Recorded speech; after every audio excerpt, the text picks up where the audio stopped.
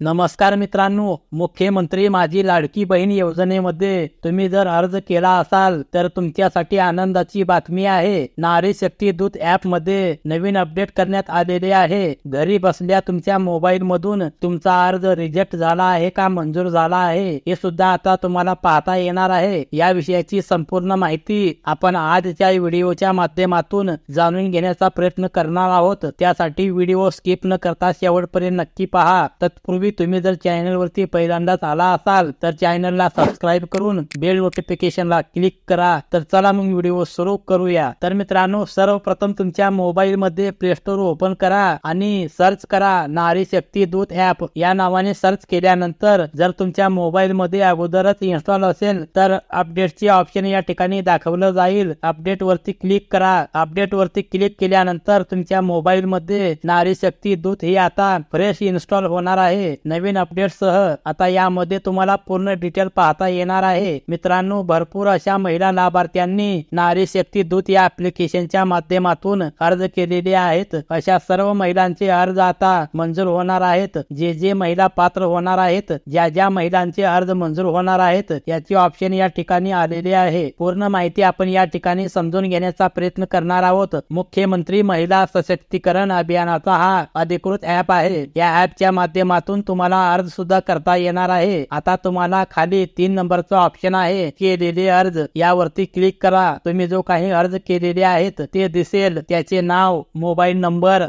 त्याचे स्टेटस सुद्धा या ठिकाणी पाहता येणार आहे। आता हे या ठिकाणी पेंडिंग दाखवत आहे। आता कोणत्याही एका अर्जावरती क्लिक करा। अशा प्रकारे 4 ऑप्शन या ठिकाणी दिसतील। वरती कोपऱ्यामध्ये पहिला ऑप्शन आहे SMS व्हेरिफिकेशन डन, दुसरा आहे आय बटनचं ऑप्शन आहे, तिसरा आहे इन पेंडिंग टू सबमिट आणि चौथा आहे एडिट फॉर्म। या सर्वाचे काय अर्थ आहेत हे अगोदर समजून घ्या। पहिला आहे इथे खाली ऑप्शन आहे एडिट फॉर्म। आता इथे तुम्ही जी माहिती भरलेली आहे ते खाली येईल। ही सर्व माहिती जर बरोबर भरलेली असेल तर या ठिकाणी काही माहिती भरण्याची आवश्यकता नाही। तुमचं जर काही चुकलं असेल तर एडिटचं ऑप्शन आहे, त्या एडिट ऑप्शन वरती क्लिक करून ती चुकलेली माहिती करेक्ट करून घेऊ शकता। लक्षात ठेवा, फक्त एकदाच ही झाली एडिटची माहिती। त्यानंतर वरती आहे इथे इन पेंडिंग टू सबमिट। आता या ऑप्शनचा अर्थ काय होतो, जो वरी निळ्या रंगामध्ये आहे इन पेंडिंग टू सबमिट म्हणजे जो तुम्ही फॉर्म भरलेला आहे तो अधिकाऱ्याकडे जो आहे तो डॉक्युमेंट व्हेरिफिकेशन